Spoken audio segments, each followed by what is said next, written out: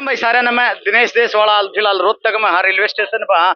और आज आम दिन था, काफी ज्यादा भीड़ है। बात करेंगे यहाँ कांग्रेस पार्टी के भी युवा लग रहे हैं, मेरे को एक युवा दल और भी लग रहा है।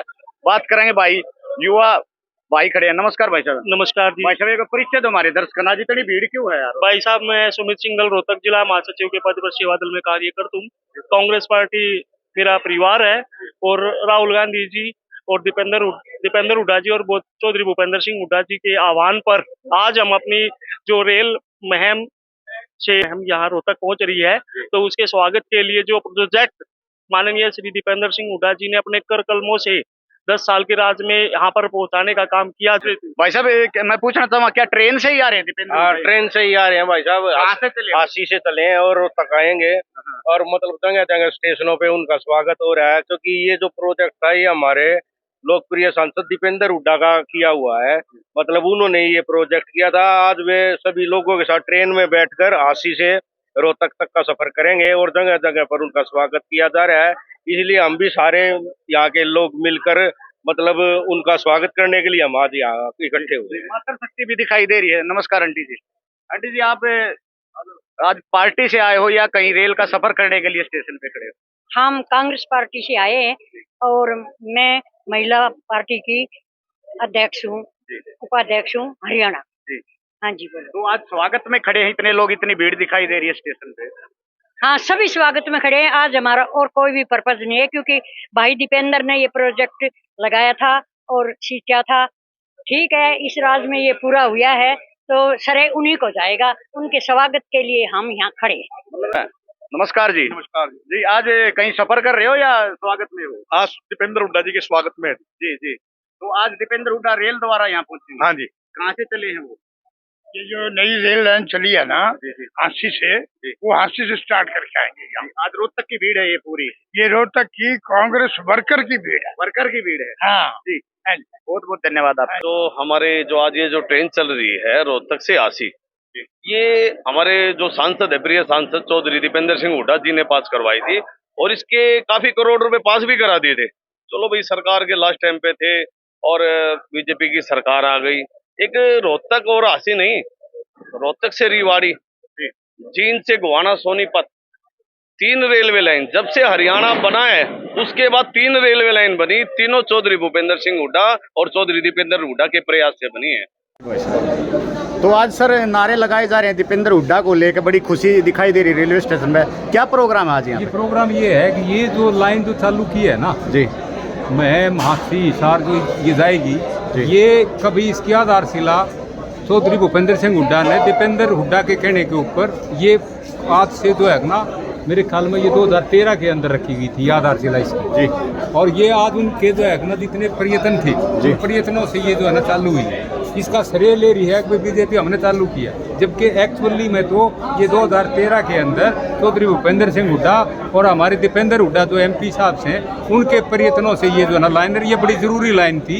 यहाँ से बहुत ज़्यादा सफ़र के अंदर टाइम लगता था और ये सुविधा देखते उन्होंने ये लाइन चालू की थी। फोगाट साहब, काफी युवा चेहरे भी नजर आ रहे हैं आज दीपेंद्र जी के साथ में, और बुजुर्ग तो पहले ही आशीर्वाद दे चुके हैं दीपेंद्र जी को। आप क्या कहना चाहते हो इस बारे में, जो नई रेलवे लाइन चली है हांसी के लिए, उसके बारे में क्या कहना चाहते हो? सबसे पहले तो आपके चैनल के माध्यम से सबको नमस्कार जी।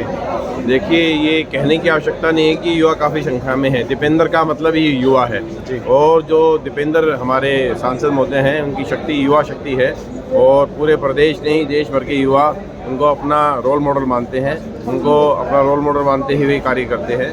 और पर्टिकुलर हरियाणा का सभी युवा साथी दीपेंद्र हुड्डा जी के साथ जुड़े हुए हैं। और आज जो सभी ये भारी भरकम जो भीड़ आई हुई है, ये सम्मान देने के लिए आई है, धन्यवाद करने के लिए आई है। यहाँ जो रेलवे स्टेशन पर हमारे काफ़ी संख्या में वकील साथी भी आए हुए हैं। जो 2013 में दीपेंद्र जी ने, भूपेंद्र हुड्डा जी ने जो सपना देखा था वो आज पूरा हो रहा है। इस खुशी में जो बना काफ़ी संख्या में यहाँ युवा और काफ़ी संख्या में कार्यकर्ता आए हुए हैं। मैं सबका यहाँ पहुँचने पर सबका बहुत बहुत धन्यवाद करता हूँ। भाई दीपेंद्र हुड्डा जिंदाबाद, कांग्रेस पार्टी जिंदाबाद, भूपेंद्र सिंह हुड्डा जिंदाबाद, भाई दीपेंद्र हुड्डा जिंदाबाद, कांग्रेस पार्टी जिंदाबाद।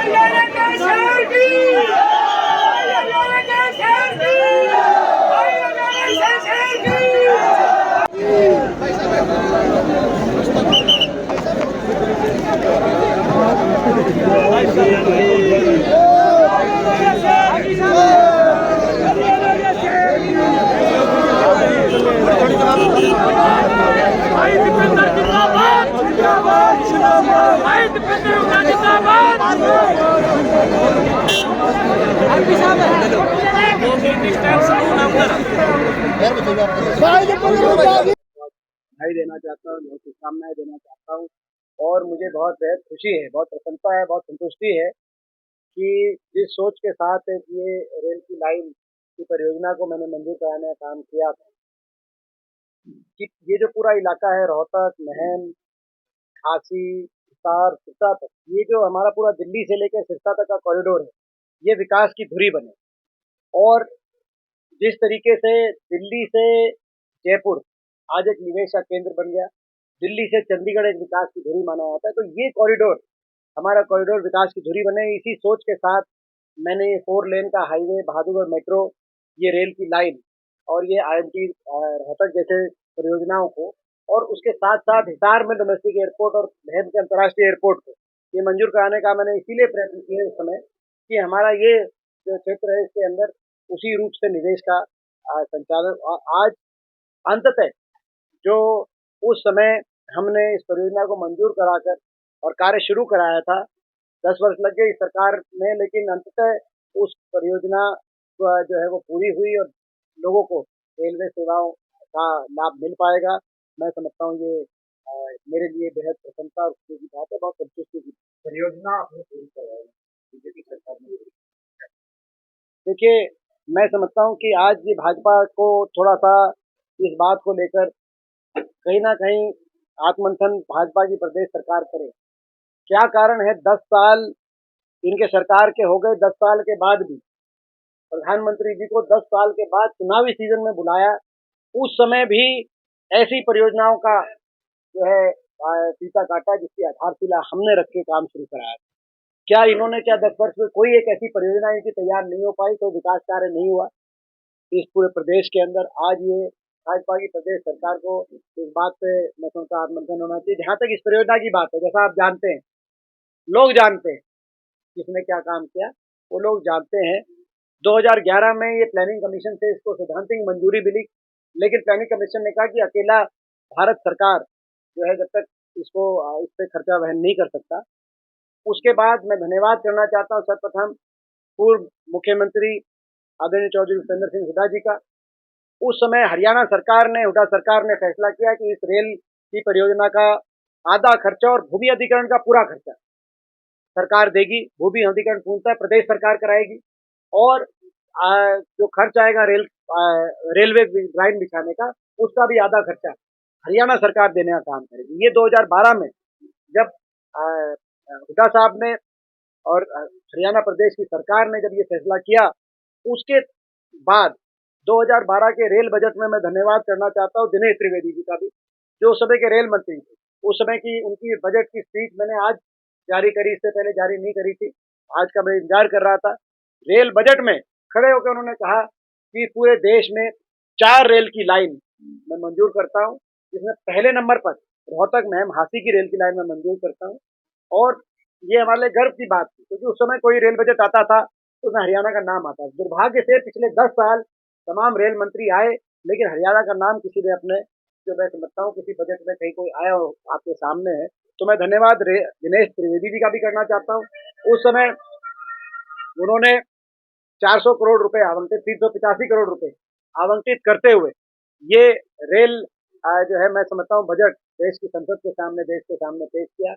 और कितना गौरवान्वित मैं महसूस हुआ, मैंने किया होगा जब उन्होंने कहा कि देश में मात्र 4, हरियाणा छोटा प्रदेश, बड़े बड़े प्रदेश हरियाणा देश में, मात्र 4 और नंबर 1 पर मैं रोहतक महम हाथी रेल की लाइन।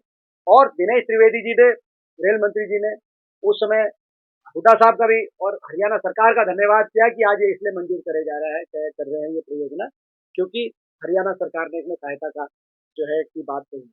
उसके बाद 2013 में रेल मंत्री बदल गए, नए रेल मंत्री बने मल्लिकार्जुन खड़गे जी। उनका हम धन्यवाद करना चाहते हैं कि सेक्शन 4 और 6 कराकर, टेंडर कराने के बाद और भूमि अधिकरण में सेक्शन 4 और 6 कराकर हांसी में रेल रोड रैली में वो आए। और उस रेल रोड रैली में उन्होंने 4 लेन हाईवे कनेक्टिविटी दिल्ली से वाया रोहतक, हिसार, डबवाली, सिरसा और रेल, इस रेल की परियोजना महम हांसी रेल की लाइन की परियोजना का फाउंडेशन स्टोन मल्लिकार्जुन खड़गे जी ने रखने का काम किया। दुर्भाग्य की बात ये जरूर है, जो मन में टीस है कि ये कब की पूरी हो जानी थी। आपने देखा होगा कि रोहतक झज्जर रेवाड़ी रेल की लाइन मैंने मंजूर उस समय अपने लोकसभा कार्यकाल में जब कराई थी, उसके 4 साल के बाद उसका शिलान्यास हो गया। उसके 4 साल के बाद उसका उद्घाटन हो गया था। शिलान्यास के 4 साल के अंदर वो रेल की लाइन लालू प्रसाद यादव जी जब मंत्री थे उस समय मंजूर हुई। और जब आंध्र के हमारे रेड्डी जी जो एमओएस थे, उस समय 4 साल के अंदर अंदर उसको पूर्ण करा के हमने देश को समर्पित कराई थी। लेकिन बुलेट ट्रेन की बात करने वालों ने सिर्फ इस मन में ये चीज जरूर है कि आज से 12 साल पहले पूरी हुई योजना मंजूर हुई और 12 साल लग गए। और 12 साल में भी मुख्यमंत्री जी ने एक दुर्भाग्यपूर्ण बयान दिया। मुख्यमंत्री जी ने बीच में 2015 में जब सरकार बदली तो कहा कि इसकी फाइल गुम हो गई। मैं आपसे पूछना चाहता हूं, जिस रेल परियोजना की संसद की कार्रवाई साक्ष्य है कि रेल मंत्री ने खड़े होकर कहा कि ये परियोजना मंजूर की जा रही, जिस रेल परियोजना का साक्ष्य रेल मंत्रालय के आंकड़े हैं रेल बजट के कि 2012-13 के रेल बजट में 385 करोड़ के आवंटन किया गया, जिस रेल परियोजना के लिए भारत सरकार ने गजट नोटिफिकेशन अपना करके और उसके बाद अपना सेक्शन 4 और सेक्शन 6 करके जमीन भूमि अधिकरण की बात की है। क्या वो भूमि अधिकरण के जो कागज भारत सरकार के प्रकाशित हो रहे थे अखबारों में, क्या वो किसी के घर के थे? मगर उस बारे में मुख्यमंत्री के संवैधानिक पद पर बैठे हुए व्यक्ति ने कहा कि उसकी फाइल नहीं मिली। मेरे को बहुत दुख हुआ, लेकिन क्योंकि मैं सम्मान करता हूँ मैंने आप लोगों के माध्यम से उस समय ना सिर्फ वो सारे कागजात, वो फाइल प्रेस के माध्यम तक उनको पहुंचाने का काम किया, मगर डाक के माध्यम से भी मुख्यमंत्री जी तक पहुंचाने का काम किया। मैं तो ये कहूँगा, इतना समय लग गया कि ऐसा लगता है कि तमाम कोशिशों के इसको रुकावटों के प्रयत्नों के बावजूद आज ये अंततः रेल लोगों को मिली है। ये हमारे लिए बड़ी खुशी, मैं समझता हूँ कि ये इससे दुर्भाग्यपूर्ण बात नहीं हो सकती। और मैं इसमें एक बड़ा, आपने जैसे कहा कि भाई जैसे ही उन्होंने कहा, ना सिर्फ उनको हमने फाइल पहुंचाई, केंद्र के अंदर लगा, लोकसभा में मैं सांसद था, लोकसभा में मैंने बात उठाई और हमने रेल धरने दिए हांसी में और महम में। इत्तफाकन आज विनोद बिहाना जी भाजपा में, वो सीपीएस थे जब रेल रोड रैली रखी गई, वो सीपीएस थे और वो कांग्रेस पार्टी में थे जब 2017 में जब हमने धरना रखा हांसी में और धरने में चेतावनी दी। उन्होंने उस भाषण में क्या क्या कहा विनोद बिहाना जी ने इस सरकार के बारे में, ये रेल लाइन ठंडे बस्ते में क्यों चली गई। मैं उनके भाषण को सार्वजनिक नहीं करना चाहता क्योंकि उनका भी हम सम्मान करते हैं, दूसरी पार्टी में हो सकते हैं, लेकिन मैं समझता हूँ आप उनसे तसल्ली कर सकते हैं